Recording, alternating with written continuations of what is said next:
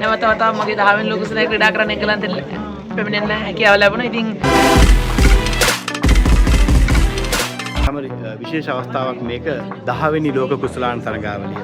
ලෝකෙටම ඉන්නේ 6 දෙනයි. 6 දෙනෙන් එක්කෙනෙකුට. මොන වගේ වෙනසක්ද මේ තරගාවලිය තුලින් විශේෂයෙන් බලාපොරොත්තු වෙන්නේ? ඇත්තටම මම මගේ පළවෙනි එක්දින තරගයේ විශේෂ තරග ක්‍රීඩා කරෙත් එංගලන්තේ. ඒත් ලෝක කුසලානයක 2009 ඊට පස්සේ නැවත වතාවක් මගේ 10 වෙනි ලෝක කුසලයේ ක්‍රීඩා කරන්න එංගලන්තෙට පැමිණෙන්න හැකියාව ලැබුණා. ඉතින් මේ තරගාවලිය හොඳ දෙයක් කණ්ඩායම වෙනුවෙන් ක්‍රීඩා කරන්න බලාපොරොත්තු වෙනවා. අපි අවසන් පූර්ව වටේට යන එක තමයි අපි ලොකුම බලාපොරොත්තු. ඒ සඳහා කණ්ඩායම මේ වෙන එක සහ ක්‍රීඩිකාවක් හැටියට උපරිම දක්ෂතා දක්වලා ලංකාව ඉදිරියටම ගෙනියන එක තමයි මගේ බලාපොරොත්තු. 2023 දකුණු අප්‍රිකාවේ තරගාවලියේදී සත්කාරක දකුණු අප්‍රිකාවට ජයග්‍රහණය කරලා තියුණු තරගයකින් පටන් ගත්ත ඒ ගමන අපිට පොඩි මිස්වීමක් නිසා තමයි අවසන් පූර්ව තරගාවලියට ආවෙන්නේ.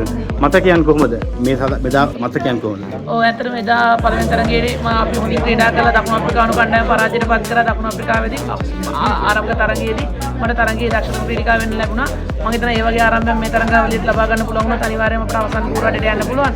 අපිට තිබ්බ අවස්ථාවක් තමයි අපිට මගහැරුණේ දකුණු අප්‍රිකාවේදී. නමුත් ඒ අවස්ථාව මගහැරිච්ච නිසා මේ තරගාවලිය හොඳින් ක්‍රීඩා කරලා කණ්ඩායම අවසන් පූර්වයට ගෙනියන එක තමයි මගේ ලොකුම බලාපොරොත්තුව. එහෙනම් සුබ පැතුම්.